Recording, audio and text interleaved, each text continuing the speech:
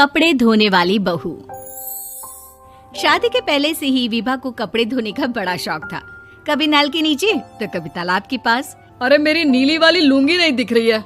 विभा की अम्मा, कहाँ रखी है लुंगी? अरे वो तो विभा ने परसों ही धोकर रखी थी आपकी अलमारी में। देखो वहीं होगी। वो ना मैंने आज धो दी, मुझे लगा कि गंदी हो गई होगी। अरे कैसे गंदी हो गई थी? उसे तो मैंने पहना भी नहीं। हे भगवान, इस लड़की के कपड़े धोने की आदत से परेशान हो गया हूँ मैं।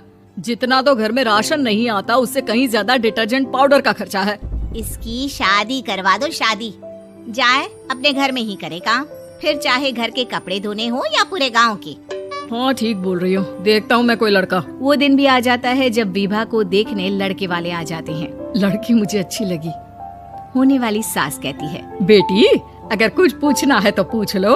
वैसे तो हमारी लड़की बहुत ही शर्मीली है, जो बोल दो वो मान लेती है, इसे क्या पूछना होगा। अरे कैसी बात कर रही हो माँ, मुझे इन लोगों के घर रहना है, सवाल तो कई है। हाँ हाँ बेटा, पूछ लो ना, क्या पूछना है। आप लोगों के घर कपड़े कौन धोता है?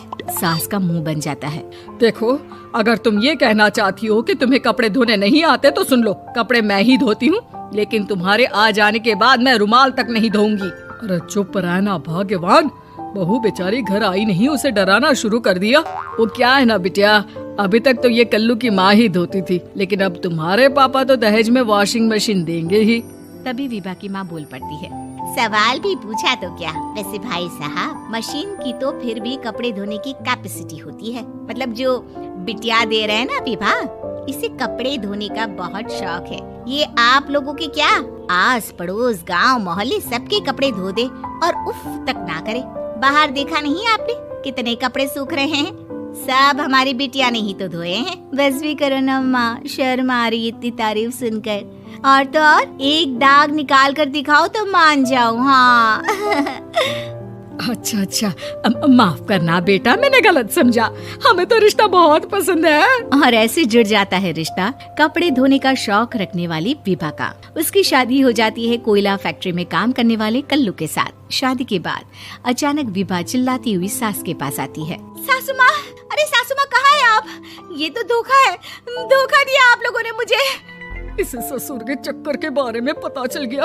अरे तो उसमें तुझे क्यों धोखा मिला है? अरे नल में पानी नहीं आता, कपड़े कैसे कब धुलेंगे? अच्छा, तू पानी नहीं आ रहा उसकी बात कर रही है। तो आपने क्या सोचा? कुछ नहीं। अच्छा तेरी माँ ने कहा था कि कपड़े धोने का शौक है तुझे, याद आया मुझे। शौक बोलकर कपड़े धोने वाले मेरे जुनून को कम ना आके सासू माँ, कपड़ा धोना मेरा गुरूर है। तभी पति भी वहाँ आ जाता है। अभी मैंने इसे सनी देओल की फिल्म दिखाई है, उसी के डायलॉग मार रही है माँ। अच्छा सुन, साफ बता रही हूँ, पानी सुबह 4 से 6 और शाम को 10 से 12 आता है, समझी? विभा टाइमिंग सुनकर हैरान हो जाती है। ये क्या भूतों का मोहल्ला है? सुबह 4 बजे उठकर कौन कपड़े धोता है? 4 बजे टंकी में पानी जाता है, फिर सारा दिन धोना ना, किसने मना किया?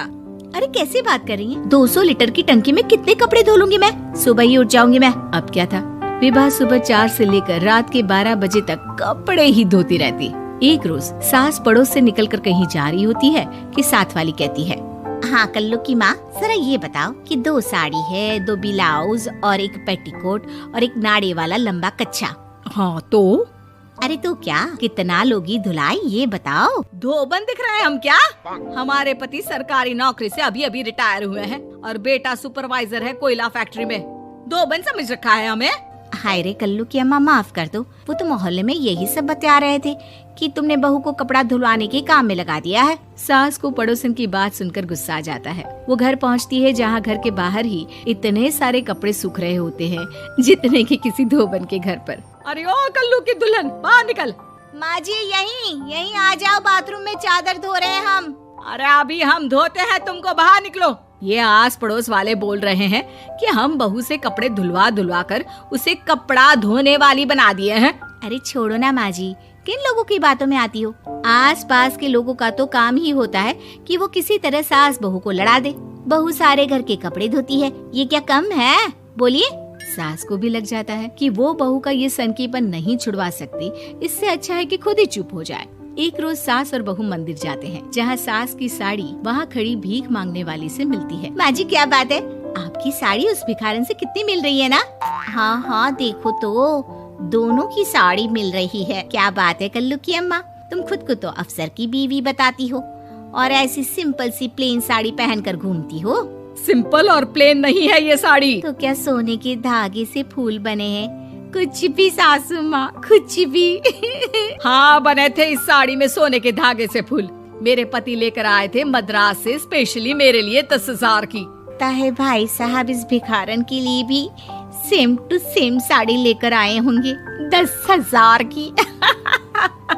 सास उस वक्त तो कुछ नहीं कहती, लेकिन बहू के साथ घर आती है और अलमारी से एल्बम निकाल कर लाती है। ये साड़ी देख रही है, ये वही साड़ी है जिसे मैंने अभी पहना था। इस साड़ी में ये जो चमकदार फूल दिख रहे हैं ना, ये सोने के धागों से काटे गए हैं। लेकिन तू लोकल वॉशिंग मशीन ब्रश से घिस घिस कर सारे फूलों को निकाल कर साड़ी प्लेन कर दी। मुझे माफ कर दीजिए सासू माँ। और तो और, जब मैंने तुझे तेरी गलती के लिए कुछ नहीं कहा, लेकिन तूने तो सबके सामने मेरा मजाक ही बना दिया। क्यों? बहू को समझ में आ जाता है कि अब से उसका कपड़े धोना बंद।